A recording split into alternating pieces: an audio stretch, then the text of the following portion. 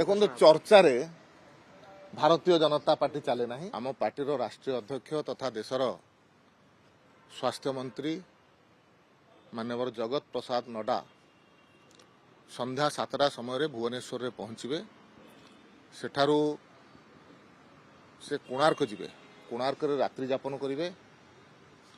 ଆସନ୍ତାକାଲି ଜାତୀୟ ସ୍ୱାସ୍ଥ୍ୟ ମିଶନର गोटे कार्यक्रम अच्छी पुरी रे लंबा समय पर्यंत सेटा चलिबो। सेठरे से उपस्थित रहिबे।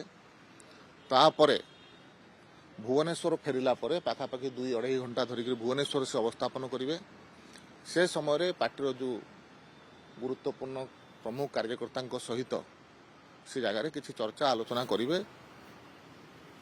औपचारिक भाव में और अनौपचारिक भाव में विभिन्न नेतृवृंद सहित भेटाभेटी करिवार कार्यक्रम अच्छी। से समय कहुच्छी कि राज्यसभा निर्वाचन कथा कहतु सांगठनिक स्तर में जो भाव में सरकार संगठन मध्य समन्वय ए विषय किसी आलोचना हबार देखो राज्य सभापति निर्वाचन भारतीय जनता पार्टी गोटे प्रक्रिया अच्छी। से प्रक्रिया अनुसार भारतीय जनता पार्टी राज्य सभापति और अन्य सांगठनिक व्यवस्थार प्रक्रिया चली से कथा जितेबले संपूर्ण हम आपण मानक जन दिज्व। सर चर्चा होची जे निष्पत्ति सरी केवल राष्ट्रीय सभापति मोहर बाकी अच्छी से मोहर मारे। देखो चर्चारे भारतीय जनता पार्टी चले नहीं।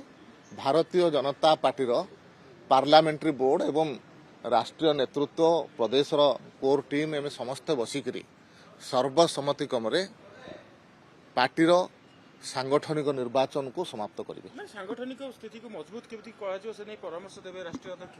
देखो राष्ट्रीय अध्यक्ष सबुबले परामर्श देइचंती। जेतेबेले निर्वाचन पूर्व आसीथिले सेतेबेले मध्य परामर्श देइथिले जे को प्रकार भाव में ओडिशा रे सरकार हबो एवं प्रथम थर पई जेतेबेले से आसीथिले जनता मैदान रे तांकर कार्यक्रम हेइथिला से समय रे मध्य ओडिशा तत्कालीन सरकार को प्रकार काठ अड़ारे ठिया करथिला हम जानिचु। तो से दृष्टि सबु बेले जोटा पार्टीला पई भल जोटा देश पई भल से प्रकार परामर्श राष्ट्रीय अध्यक्ष निश्चय देवे। सर गोटे बड़ कथा होची 24 निर्वाचन रे गोटे बड़ चैलेंज थिला ओडिशा सरकार कला भारतीय जनता आगामी भविष्य भारतीय जनता पार्टी केमती आगु बढ़िबो कोन रहिबो।